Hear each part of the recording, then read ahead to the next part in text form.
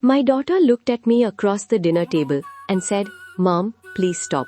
I will find someone myself." I loaded the dishwasher. Then I sat in my car in the garage for 20 minutes because I did not want her to see me cry. Kavitha is a high school chemistry teacher in Houston. She is 57. She has been married to Deepak for 32 years. And 4 years ago, she started quietly collecting profiles from friends, from relatives, from a matrimony site she never told her daughters about. Last Thanksgiving, her younger daughter looked at her across the dinner table and said, "Mom, please stop. I will find someone myself." Kavitha did not argue. She cleared the plates, she loaded the dishwasher. She sat in her car in the garage. 20 minutes. Because she did not want anyone to see what that sentence did to her. I know that garage, not because Kavitha described it, because I have sat in my own. The Carnegie Endowment surveyed over 1,200 Indian Americans in 2020. Among first-generation Indian Americans, 94% are in stable marriages. 94%. 80% of Indian Americans married an Indian-origin spouse. 71% of US-born Indian Americans are citizens born here.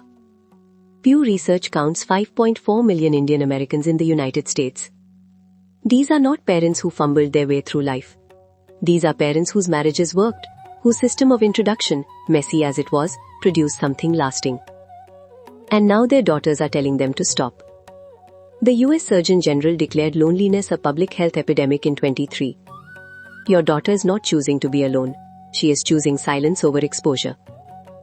And the distance between those two things is where every mother I have spoken to gets lost. Kavitha admitted something to me that I need to tell you, because nobody else will say it out loud. She sent her daughter's photo to 11 families, 11, before her daughter knew about it. She described her daughter as fair, slim, software engineer. A woman with a master's degree, a sharp wit, and a life she built on her own, reduced to 3 adjectives on a forwarded message. One of those families called her daughter directly. A stranger's mother, on her personal phone, asking about her willingness to relocate to Dallas. Her daughter did not speak to her for 2 weeks. Kavitha told me, "I thought I was helping. I thought being discreet was the same as being careful. I did not understand that discreet meant my daughter did not consent." Most Indian mothers I know have a version of this story. We forwarded a photo, we described our children to strangers using adjectives we would never use to their face. We shared details about salary and weight and skin tone because that is what the forms asked for. And we filled them out because our mothers filled them out for us. We broke their trust before they ever said no. And then we wondered why they said no.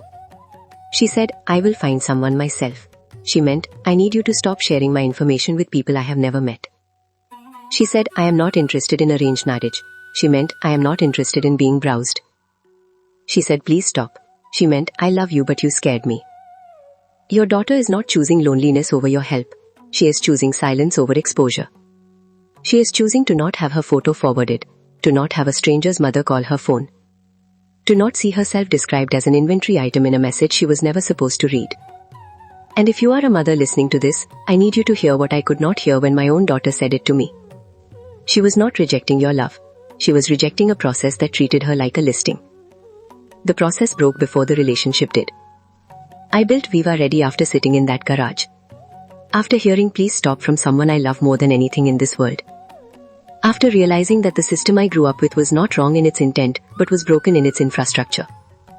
On VivaahReady, photos are hidden until both people match. Nobody browses your daughter. Nobody screenshots her profile and forwards it. Nobody calls her phone with information she never authorized sharing. She sets 25 deal breakers before she ever sees a match. Religion, diet, location, family values, stance on children, willingness to relocate. Both people must align before either one sees the other. And parents can participate. 40% of our sign-ups come from parents.